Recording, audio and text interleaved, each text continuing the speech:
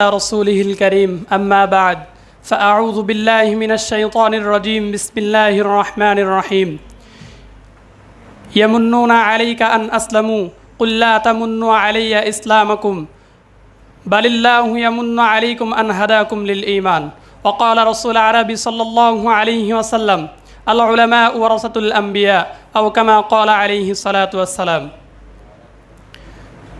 ঐতিহ্যবাহী বিদ্যাপীঠ জামিয়া ইসলামিয়া কর্তৃক আয়োজিত আজকের বক্তৃতার অনুষ্ঠানের সম্মানিত সভাপতি এবং সুদক্ষ বিচারক ও আমার সামনে এলেম পিপাসুক ছাত্র ভাইরা সকলকে আমার অন্তরস্থল থেকে শুভেচ্ছা ও অভিনন্দন।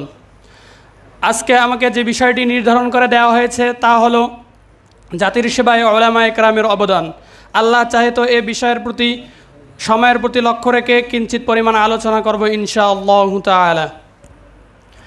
মুহতারাম হাজিরিন, মহান আল্লাহ পাক রব্বুল আলামিন আমাদেরকে অনেক নিয়ামত দিয়েছেন, অসংখ্য নিয়ামত দিয়েছেন। তার মধ্যে সবথেকে বড় নিয়ামত হলো ঈমান।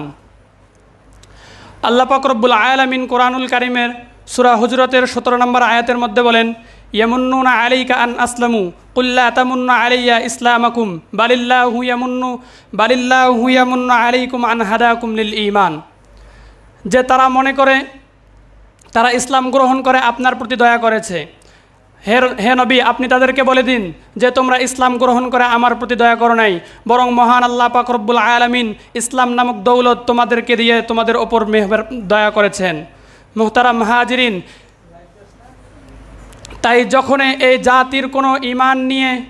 জাতির ঈমান নিয়ে কোনো চক্রান্ত করা হয়েছে, চাই সেটা শাহবাগের গণজাগরণের মঞ্চের নামে হোক কিংবা ভাস্কর্যের আড়ালে মূর্তির পূজা নামে হোক, এই আলেম সমাজ চুপ থাকেনি আর ইনশাআল্লাহ সামনেও চুপ থাকবে না।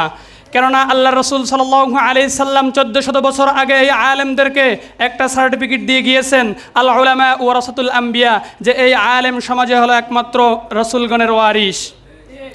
মুহতারাম হাজিরিন, আমরা ইতিহাসের দিকে তাকালেই বুঝতে পারি 1952 সালে ভাষা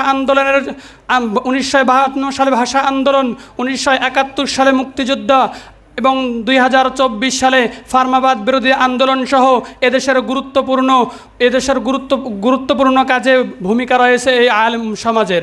মুহতারাম হাজিরিন, শুধু তাই নয়, যখন এই গোটা ভারতবর্ষকে ইংরেজরা গোলামের ঝিঞ্জিরে আবদ্ধ করে রেখেছিল, গোটা ভারতবর্ষকে দিয়ে ইংরেজরা এই গোলামি করে নিতে চাইছিল, ঠিক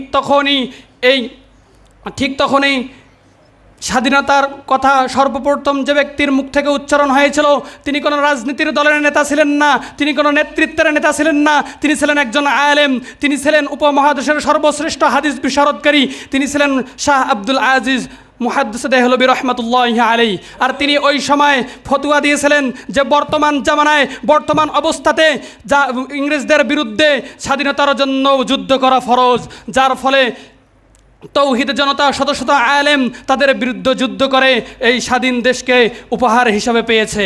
কথা বলেন ঠিক না বেঠিক? মুহতারাম হাজরিন, শুধু তাই নয়, আমাদের সোনার বাংলার ইতিহাসের দিকে যদি আমরা লক্ষ্য করতে পারি, তাহলেই আমরা দেখতে পারি কিছু বছর আগে কিছু নাস্তিক ব্লগাররা আমাদের রাসূলের শানে, আমাদের উলামার শানে বেয়াদবি করে এই জাতিকে বিভ্রান্ত করার চেষ্টা করেছিল। ঠিক তখনই আল্লামা আহমদ শফি রহমতুল্লাহি আলাইহির ডাকে শত শত আলেম সমাজ, শত শত তৌহিদ জনতা একত্রিত হয়ে তাদের বিরুদ্ধে রুখে দাঁড়িয়েছিল, যার ফলে এই নাস্তিক ব্লগাররা আমাদের দেশ ছেড়ে পালাতে বাধ্য হয়েছে।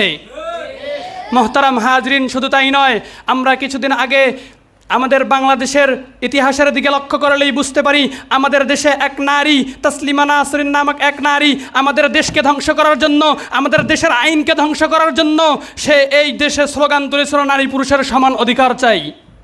কিন্তু তখন এই আলেম সমাজ তাদের বিরুদ্ধে রুখে দাঁড়িয়েছে, যার ফলে এই সোনার বাংলা ছেড়ে তাকেও পালাতে বাধ্য করা হয়েছে।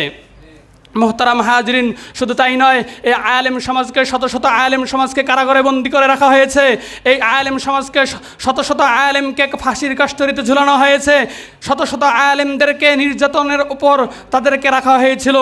তাদের কারণ ছিল একটাই, তাদের কোনো দোষ ছিল না, তাদের দোষ ছিল একটাই, এই জাতির রাহাবারি করা। তাদের দোষ ছিল একটাই, এই জাতিকে অন্ধকার থেকে বের করে আলোর পথ দেখানো।